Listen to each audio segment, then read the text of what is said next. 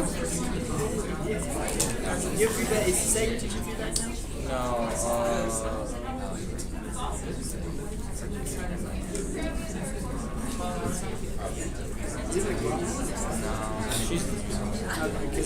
So the homework assignments, the questions in the homework assignments are just slightly modified from the website's questions. And if you explore the questions over here, and you can tell that if you right click and go to source, view page source, and he posted solutions to these questions on the website in the HTML file as a comment. So that's why it's not showing up in the web page, because it's a comment, right? Yeah, he did it. Yeah, super awesome professor. So he did it. You can look at the questions and come here to find a solution. So you can study the questions, right? And the questions I put in the homework assignments are slightly different. I don't want to directly use the same questions. So you can directly just find out the answers by right-clicking. So, but they are similar, right? If you don't know how to do it, just come back to the website, look at the solutions. So they should be very helpful. Just let you guys know, this is another resource you can use to be successful in this class, right? So several questions people ask me during the office hours. First, we were planning on talk about that during the class, but it's been so slow. So the notes I went through last time, that was Monday, was still week one's plan on week one's notes. And today we are still going to teach week one's notes. So slow. Anyway, so we'll go faster and faster along the road, down the road. So now, let's look at that example for homework one. It's due tomorrow, right? Yes. Tomorrow. Sorry for bringing this up so late. Masks. Okay? Everyone's familiar with masks because of COVID. So mask here is a digital mask used to modify the bits of the data. So for example, you have a 0xABCD as a hex number, and I'm asking you to reset. So that's the terminology in digital. Reset means 0, right? Set means what? 1. So set something to 1, reset something to 0, right? So I'm resetting the nibble here, which is a 4-bit binary number, a nibble. What kind of mask or what kind of operator I'm going to use to achieve that? So I'm resetting the 4 bits here to become make this data become this, right? So it's not affecting anything here. So for AND logic, 1 and A is still A. So for AND logic, 1 is not changing the original number.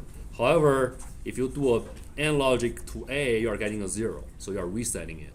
So in that case, we want to use a mask, which is F0, FF, and we want to use a bitwise. So this is bitwise because it's doing a bit by bit operation.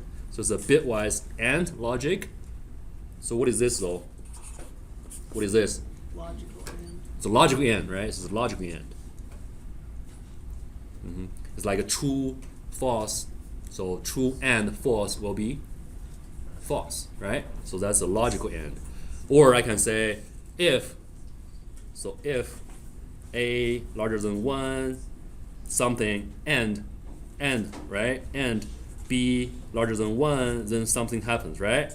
So what kind of operator I'm going to use for this case? It's a logical AND. It's not a bitwise AND. These are events, right? Is that called events? I don't know. I mean, it's just a case, right? It's a case. So this should be logical AND, not bitwise AND. Okay? But for here, it's a bitwise AND, and after the AND logic, all the other bits are not being changed because it's a bitwise AND logic with ones. It's not changed here. However, here is getting reset. Right? So this is called a mask. A mask. That's a mask. And also, you can set. If I'm telling you, hey, just set these 4 nibbles, set it, but keep all the other ones remain the same. What kind of operation and what's the mask should be? It would be or, and it would be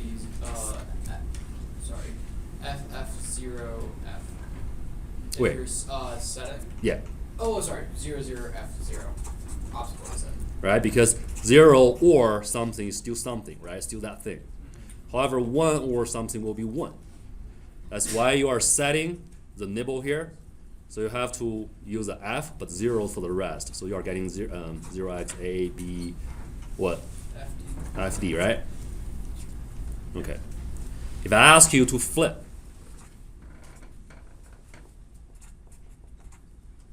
so you want to use a bitwise, what? To flip every single bit. XOR with 1 flips. So FFF. Yes.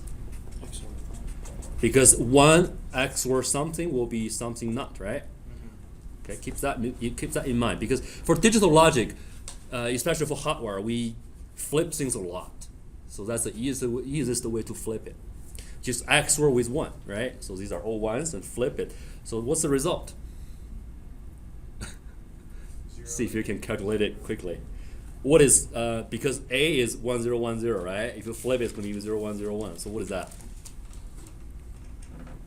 If you flip it, right? Flip every single bit, you're getting 010. What is this? 5, right? That 5? What? Plus 1 is 5, not 7. Sorry. Okay, so you're getting what? What's the result? 5. 5 what? F. Yes? 5. Yeah? F. Yes? Got it there? So because A, you flip every single bit of A, which is, this is A, 10, right? You flip every single bit, you're getting 0101, which is 5. And you flip 0, just 4 zeros, you're getting F, right? So it's going to be 5F, 5F. Make sense? Questions? You use the tilde and flip the bits that way, right? Say it again? The tilde flips the bits the same way. If you just said tilde 0x A0, and you don't need a mask. This is mask, right? Yeah. Yeah. But you could just say tilde OX.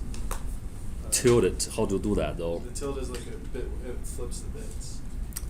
Is that a function or it's? The wiggly guy, C code. Oh, that one. This, right? Yeah. Okay, inverters. Yeah, it's just. Let's see, just okay. Not the expression. Yeah, it's not going to work for this case because this is not a single bit. How do we invert like 16 bits? So for example, you are doing this, right? A, this must be 1 bit. This is a 1 bit thing. It's not a whole multiple bits operation. In the C language, it does handle. It does handle? Yeah. You can put parentheses around stuff, I think, and then all. Parentheses the expression and then not it. Good to know. So not sign is gonna flip every single bit? If you put it in parentheses. Okay, cool. Are you using the caret as the Bitwise version or the original symbol expression? You mean this symbol? Yes, it's a XOR. Okay. And the double ampersand to the left, is that because you're adding whatever value with this mask needed? No, this is a logical AND. It's based on cases instead of bits operation. Okay. This is just a case, right? It's something happens. It's a case, not a bit. It's based on cases or events. However, this is for single binary bits. Just a one, single one. Questions? Any other questions? Yes, that's like the slowest like All right.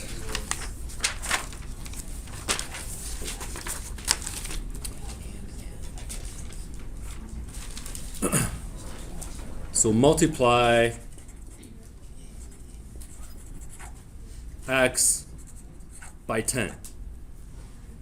So x, if it's a binary number like 12, for example. Decimal number 12. And you shift it. You shift everything. Shift the point to the left by 1. Wait, no, sorry.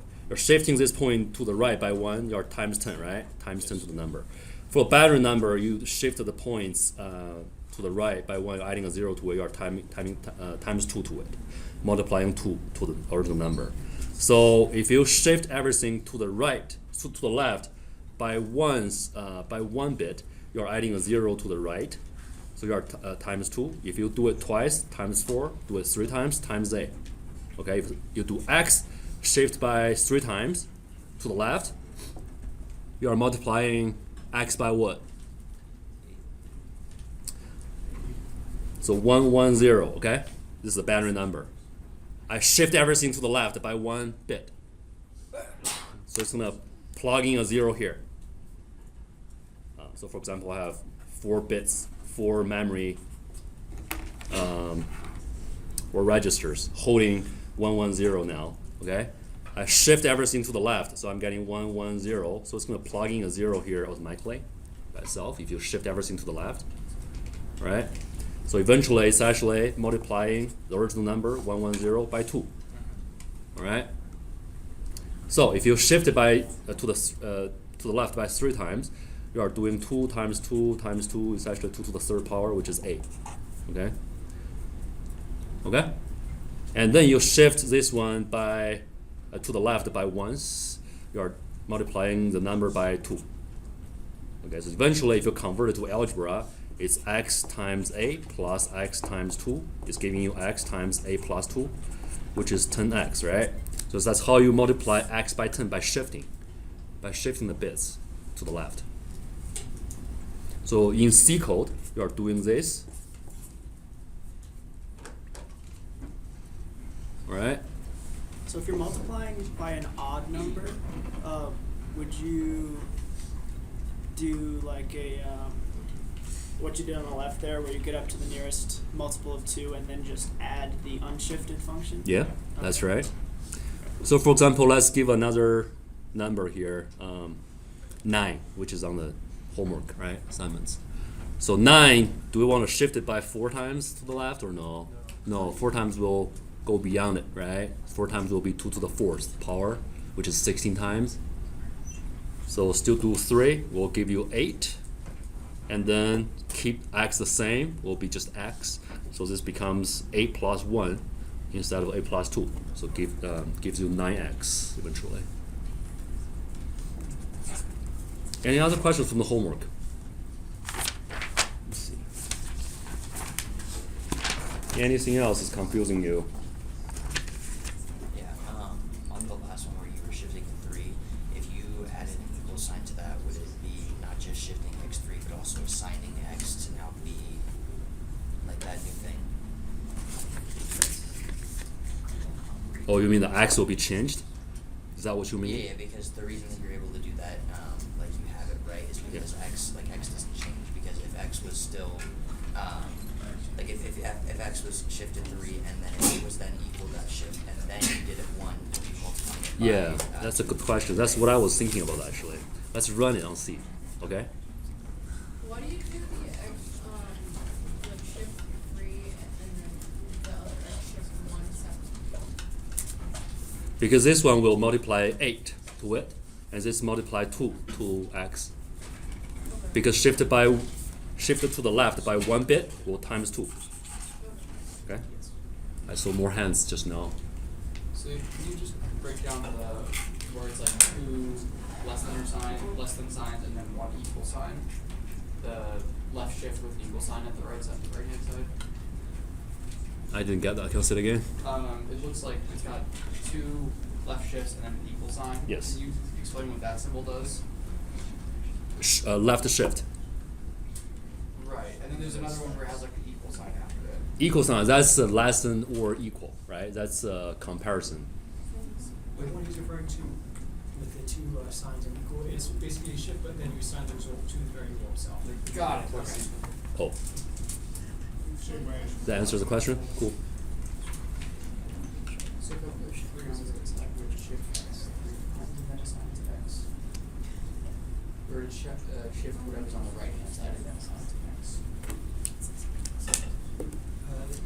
Let's try it. Let's try on C, okay? Let's try it. So you answer the question. So another question you have? before we try on C? Okay, let's do it. Practice tells you the truth, right? Do I need to make it bigger? Yes.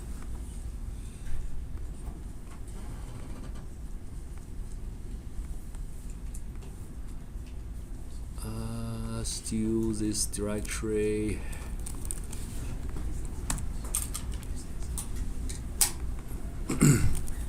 Oh no, that's a week 2, right?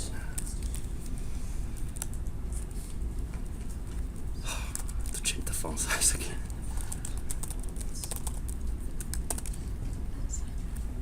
Make it bigger.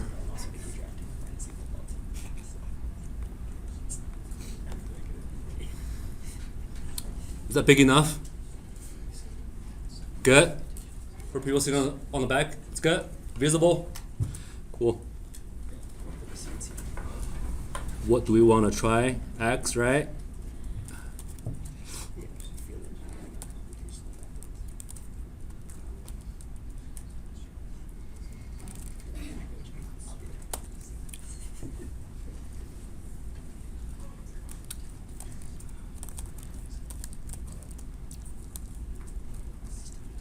Let's give a number to it.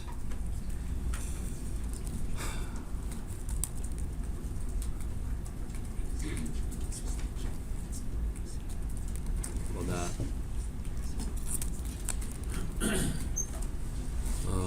So could we just shift it without doing anything? We'll see. It's gonna be unsigned, right? Will that work? Let's put something here first before we... No, let's don't do that first. See if it's gonna assign to itself, okay? Anything else? It's definitely not bubble sort. GCC, right? Week 2.c output. Week 2.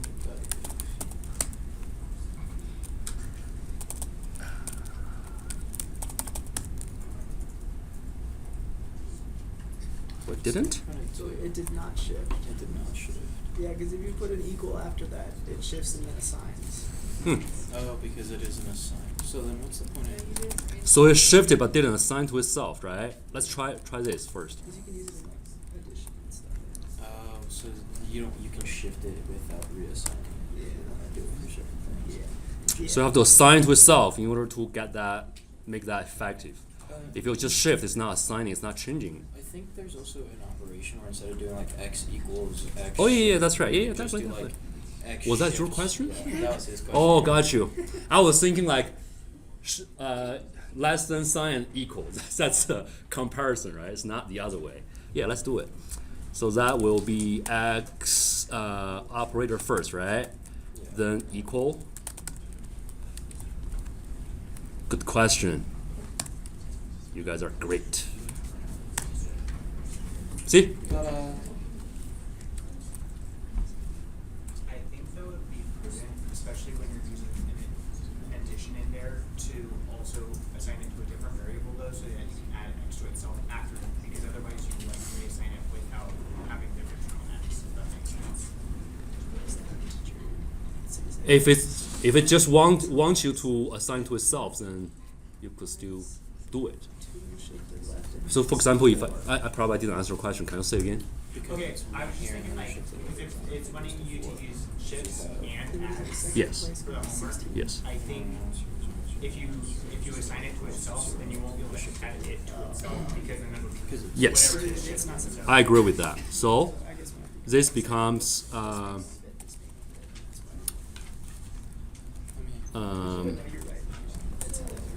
so this is what you want to see, right? This is what you want to see.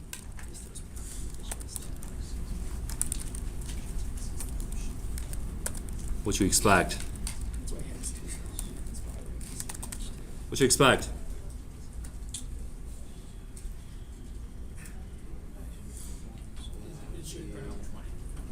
Yeah. So 10 times, right? A and 2. So 10 times.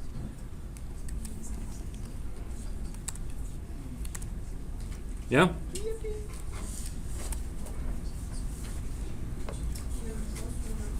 Not. I couldn't hear you. Could you be quiet a little bit? I couldn't hear him. Say it again. Yeah. So I found how to use the left-right shift and add to multiply by an odd number, but how do you divide by an odd number? Like, I think right-right shift on its own, like, is Instead of adding could you- 6, subtract 6, or subtract x. Instead of adding x. So left, right shift, right? It's gonna be right shift. Give me an example. For example, divided by. So let's put a bigger number here. 8. Okay. Divided by odd number. Did you say odd number? Why not just use a division operator? You can definitely shift it, but you can also divide it, right? But if it asks you to divide it by using shifting, it won't be accurate first, right? So what? I don't know. So you right shift by. It's gonna be divided by a even number always because it's 2 something power, right? You're gonna make it. No, I don't think it's good way. For dividing using only right shifts, it's not possible. There is this sneaky workaround if you know what you're dividing by beforehand, because you can then take advantage of modular multiplication to mimic division, in which case you can then implement it using left shifts and additions. But that only works properly if you know what you're dividing by and your divisor is a proper constant. Yeah, I think that's a good comment. You got to know the numbers you want to divide by. And usually we don't do the division by shifting, usually. Unless you know it's easier and better way and more efficient. Otherwise, it's just use the division operator. Any questions? I think you could right shift and then subtract by x to get to the even value, or to the odd value. So you right shift is like divide by 2, and then you subtract x, then that's like dividing by 3. Mm-hmm. It's still case by case, right? You won't get a universal. Yeah. Okay. Another thing I want to test really quick is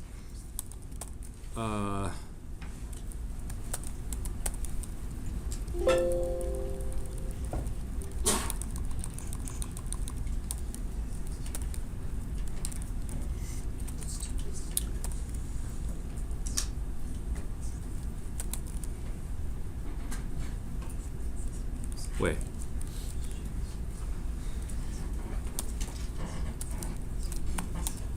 Should that work? Flip the operator in equal order. Actually, no, that also works. It's too many bits. You need 16. That's what I'm thinking. See? It didn't work.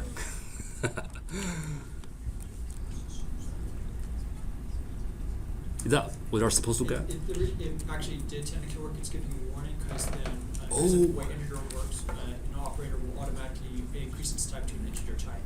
And then it's giving you a warning for truncating cast.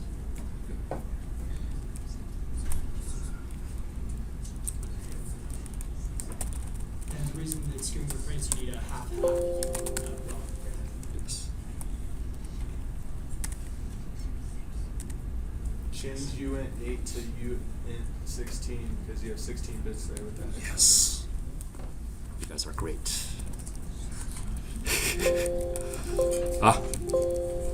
Lost my control over Vim. That's why I don't want to use Vim.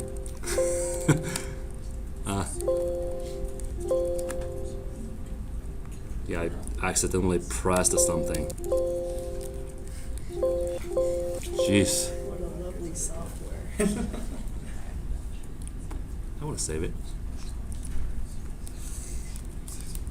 Oh, that's why.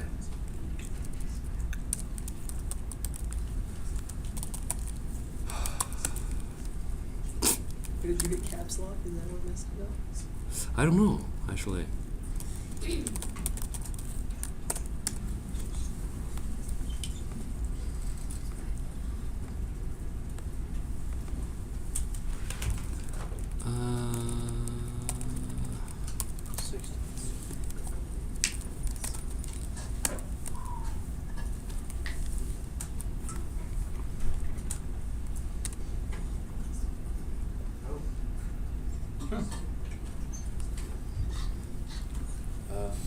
Already exists. Less.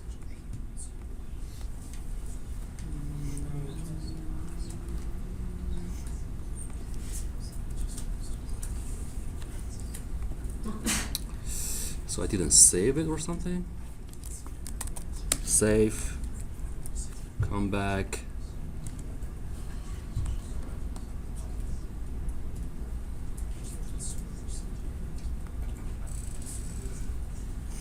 Try it one more time.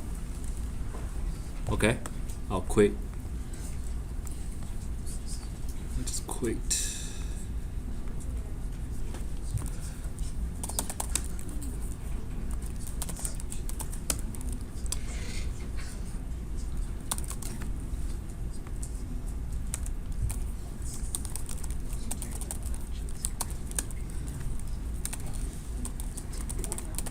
It's the matches happen when you're deeper into the paper tolerance of local channel.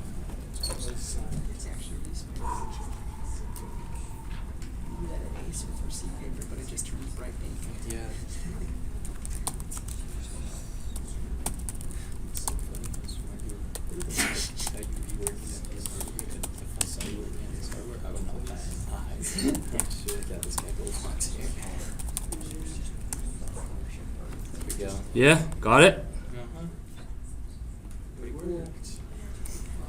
C's good. You saw Cool. tilde. Any questions? Okay, let's see other examples. How to print a string? Fundamentals. How to print a string? Let's got an example here. This is important because we are dealing with strings. Let me just show you one example. We didn't do it in embedded, but you know, since we don't have an array here for now, let's just do it with a pointer VR2. So if you assign a variable to a string, so a string just a string of characters as ended by a null character. So null is a byte. Okay, you should know. It's just nothing. If you print it out, it's going to be nothing. If you print it out as a number, it will show 0. Because if you look at, it's just an indicator of the end of the string. Okay, just in case you don't know what's happening. Since we are going to use it a lot in embedded. So if you have a string, create it, the computer is going to directly assign another byte at the end of it. Couldn't see. For example, ABC, you are not seeing anything at the end. However, there will be one byte attached to it, which is null, which is nothing. If you print it out as a string, as a character, it's going to be nothing. But if you print it out as a number, if you look at the ASCII table, on the top, it's actually 0. See on the top, it's 0. Okay, so it is a thing, all right? But you just need to know. It's trying to indicate that this is the end of the string. So whenever it's the end of the string, you see a null, you know it's ended. You know that's the bottom of the string. It's the end of the string. Okay, so how do we print this out? So whenever you assign a string, because string, every single character has a byte associated with it. So if you got a string, but you assign to the variable, I mean, how to know the size of the string, you know? Because the string can be longer, shorter. So how to define that variable? You want to have a 1 byte, 2 bytes, you know, so it depends, and you don't know how to do it. So usually in C, we put a pointer, it's going to point to the first one. It's going to point to the first one. Okay, and if you print it out, it's going to directly adding to the pointer, to the address, and print out everything, every character in the string. You know what I mean? So let's try it. So character is only an 8-bit. It's only 1 byte actually for the character table, character data type. But however, it's long enough to point to that string. It's just pointing to the first one. But when you print it out, you're trying to print it. It will directly print the first one and also the following ones automatically. That's how that works. Does that make sense? Because the string can be longer, shorter. You don't have a certain types of variable can hold everything unless you are doing an array. Okay, we are going to show the array very quickly. But now, if we do a character,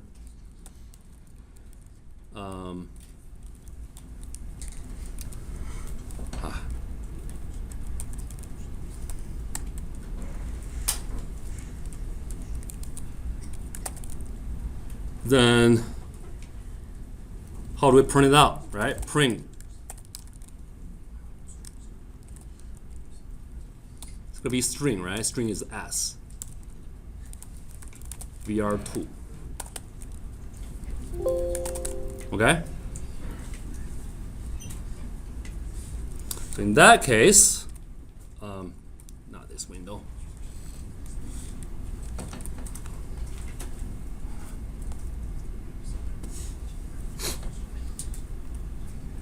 Run it, print it. So it's printing out ABC. So 3 characters, it's a string, and it's 3 bytes. 3 bytes. Did you get the point? So what's a variable holding that byte? It's just a pointer variable, just 1 byte holding it. That's how it's just pointing to the first. Okay? But when you are printing as a string, it's going to print out all of them, starting from the first one. Okay. Another example, switch and case. It's being used a lot in this class. Switch and case.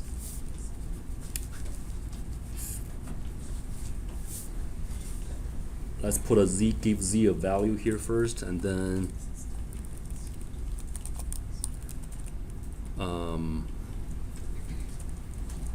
I'm just giving a byte to it.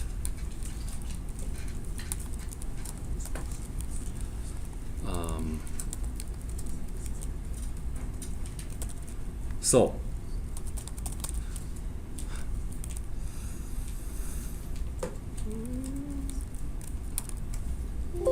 switch, and I'm looking at z.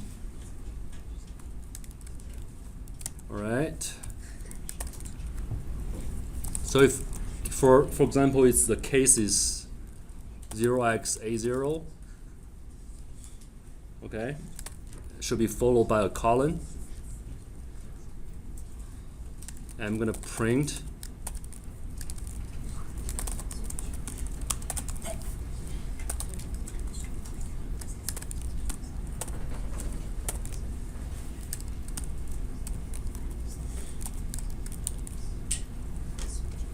I just print this out, okay, not changing anything. And I need a semicolon. And keep in mind, you have to break, otherwise it's gonna execute all the cases. So after it enters that case, you have to break it. I'm gonna show you what's gonna happen. So if it's case 0x_a1,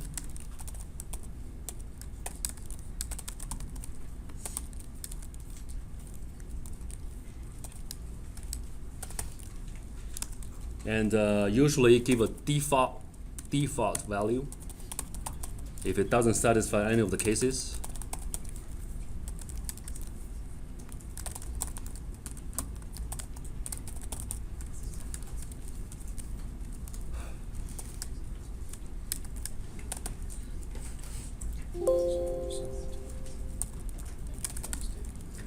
So this switch case need to be included in a curly bracket.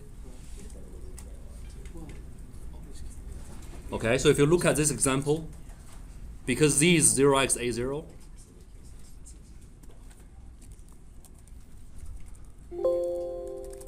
It's 0x A0 to break, right? Have to break. So it's gonna enter this case and run this, and then break. Okay? Do you have to break in the default case? Or No, because it's right at the end. Okay. There's nothing else to execute. Run it, print. It is A0. If I don't break it, don't break. You're just gonna stand. It's gonna run all of them. Keep in mind. Right? So you just have to break after every single case.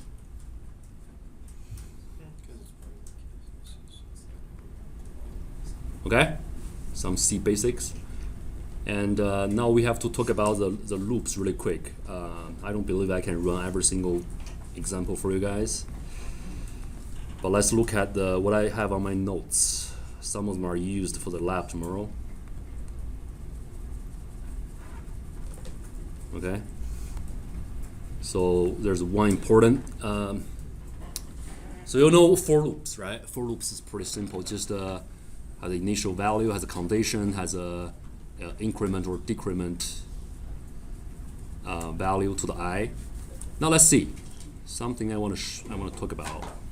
So for example, for the first one,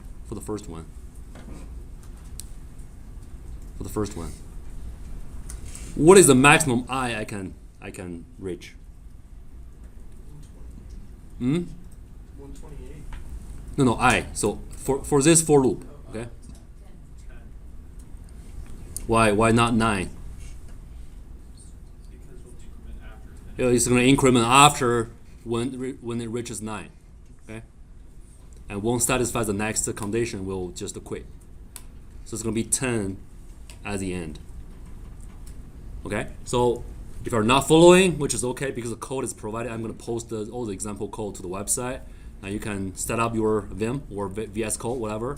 But definitely if you use VS Code, change it to the Vim mode. So you are programming with Vim as well, if you are able to. Okay?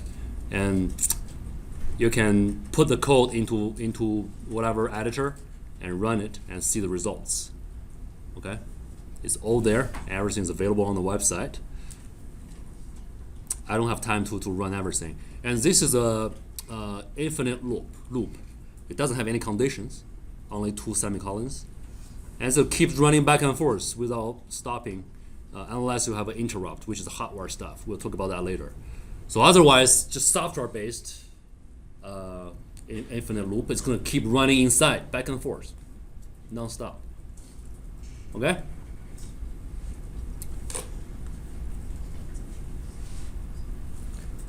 So here's something I have to talk about because it's associated with hardware, and I'm not able to simulate it here because I don't have a button.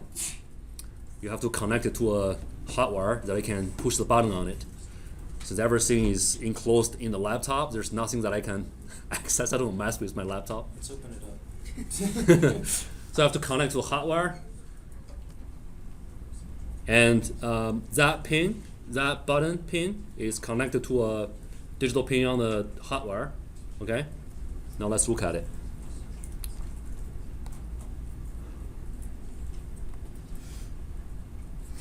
Schematic. Two buttons on the hardware. So if I don't push it, this is the GPIO here, right? RA2 and RA3 is the A port number 2, A port number 3. So these are digital ports. Are they inputs or outputs being used here? Inputs. Why inputs, not outputs? Yeah. Press button is a signal, right? Signal being received by the embedded system. There's no point output something to the resistor. Why do you have to do it? So it's going to be an input, push button, you push it. It's going to send a signal to the microcontroller. So what if you don't push it, what's the signal? What is the signal? No. If you don't push it, what is the signal? 1. Why is 1? It's a pull-up resistor. It's pulling it up. Okay? It's pulling up. So RA2, RA3 are both pulled up. to VCC. I think it's 3.3 volts logic probably. So it'll be 3.3 volts. Originally, it doesn't matter. It's just logic 1. If you press it, what's going to happen? You are wired to ground. Yeah, it's shorting this to ground. So then it's 0. So it's 0. So it's 0 active. This is called 0 active. Okay? Make sense? Because this is connected to the hot wire, and you are putting the microcontroller at the reading mode. This is reading that port. So the microcontroller keeps reading it, checking the voltage level at the port. So if it's false, what does that mean? Okay, let's run it. Okay, at the very beginning, if you start it up, the microcontroller start running the program from top to bottom. Then enters at some point enters the for loop. Unfortunately, it's an infinite loop. It's designed intentionally by design. Okay, it's okay because you have the hot wire to give a signal. You can always quit it by doing some hot wire work. Right? It's not different from the laptop. There's no control. Okay, now you get into the for loop, infinite for loop. So while loop, the next one to be executed will be the while loop. The button pressed is just a pin signal. Okay, just pin signal. If that one reading a false, what does that mean? The button's not pressed. So false is 0. Right. So it's 0 active. So it is. It's pressed. So if you don't press it, what's gonna happen? So when it's running the code, okay, running from the top, right? LED, give a 0 to the LED, turn it off, get into the for loop. If you don't press it, just keep it there. What's gonna happen? It's going to skip that first wall because that condition is failing. Skip or just stay? It's going to skip it because the way the while loop functions is it will basically remain in that while loop so long as that condition is true. And since we're working on the presumption that one press is true when you're not pressing down the button, that will mean that that first while loop is going to be skipped. But the thing is, if it's skipping this one, running this one, because it's true, right? It's 1. Yeah, it's going to. Then it's gonna stop here. Yeah, that's right. Yeah. Do you got that? So for the while loop, usually you have a while loop, and there's a curly bracket. You have your job in there. But do we have a job for the while loop? No. Let me write it down here for you real quick, since a lot of people probably haven't done that yet.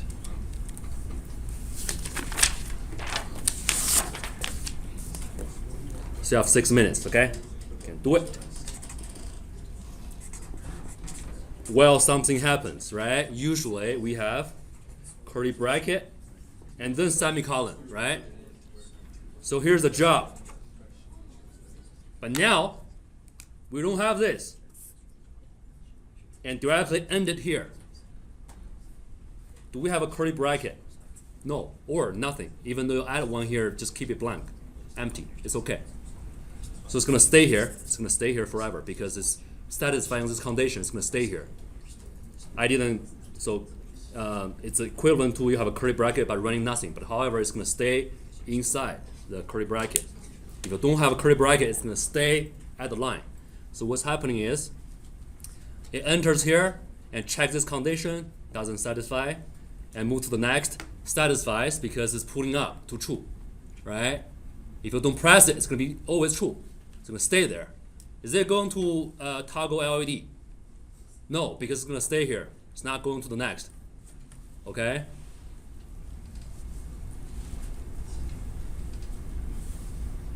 When we want button pressed, like we could incorporate our own logic, but button pressed intuitively would be like if you press the button, shouldn't it be true? So we could have it to where. No, because it's pulling up. You pull it down, then it's gonna be the other side. But however, I still got. Yeah, couldn't you just like take the input, like yes, when you're pressing down the button it's 0, when you're not pressing it up it's 1, but can't you take that logic and like when you're assigning it to the like value of button pressed, can't you like write your logic so that when button press is true, it's talking about like it's actually being pressed? But what kind of condition you wanna? Couldn't you just like not button pressed and then use it like that? Not button pressed. So like if you're Yeah, I think yeah. I think in the following examples he did it actually. Okay, gotcha. But for here, I found an issue. If it stays there forever, then how it gets out to detect the low. It toggles the LED and then Goes back to your finger comes off the button, then it goes into the. But whenever it's true, it stays here. Yeah, but the CPU is still running. Oh, so- because yeah, then that's you right. select it and then you exit that At the state. next Yeah, log. because it runs the hotwires, right? So it's detecting in the hotwire. So whenever you do it, this one doesn't satisfy anymore. It's gonna toggle. Yeah. Yes. So software, hotwire is hotwire. There's a hotwire will be changed before because you pressed it. You pressed it, that value got changed. This one doesn't satisfy anymore. When it keeps checking, right, it doesn't satisfy anymore. It's gonna move to the next. Then because it's an infinite loop, it's gonna come back to the top. All right. So what's gonna happen? It's gonna waiting for you to do what? It's just always gonna be waiting for you to press the button. Waiting for you to release it. Yeah. Right? So it's gonna detect one pushing activity. So every one pushing activity is gonna toggle the LED once. That's how he did it. But in the past, actually, I didn't know you can use while loops because the mechanical push buttons are always bouncing back and forth. Have you heard about debouncing? Yes. Yeah, so it's always bouncing back and forth. I usually write a pretty long debouncing code to figure that out. But because I think here it's not counting, so for example, you press once, you count it by one. You count it by one. That's making things super accurate. Like you are designing a counter. You press once, you count by one. You press once, you count by one. If it's bouncing back and forth, you press one, probably it's bouncing back and forth for twice, you're counting the three. So in that case, you do need to debounce it. However, why here we don't need to debounce it? Because it's waiting all the way for the full press and release to finish. But it also bounced. You know, for example, you do it, it probably bounced already twice. So this already happened. But why you don't care about it? Is that sensitive to counts? What you are looking at? I mean, it might depend on how the compiler is set up on how it's actually setting up the new connections between that button pressed variable might be using like a just without you specifying the compiler might just be on it and automatically coding in a SR style latch to catch that I don't think they did it. I don't think they have it. in the compiler settings. No, I don't think the circuit board. If you look at schematic, it doesn't have it. If the wait for a little bit. So the inside microcontroller, I don't believe they have a debouncing pin because they don't know it's going to be shorted to a button. I'm talking about sort of like a software style implementation of an SR latch that's added by the compiler before signing those variables. Because the reason the actual C language is actually catching those is those are probably defined as volatile constants. Those are inputs, so it's not actually optimizing out that volume. Just the compiler when it's building the program linkage, it's probably adding in some interior functions that automatically do a software partial latch before signing to that manifest external. Okay, that's possible. But I think for this example, it's just a blinking LED, and nobody really cares about the counts, right? It blinks or not blinking. Since you press, you release, it's gonna blink. What's your question? Can I say it really quick? It was just about the fact that it's just about the fact that there's a difference in the state of the button, not the fact that they're extremely bouncing after. I agree with that. All right, we'll see you in the lab.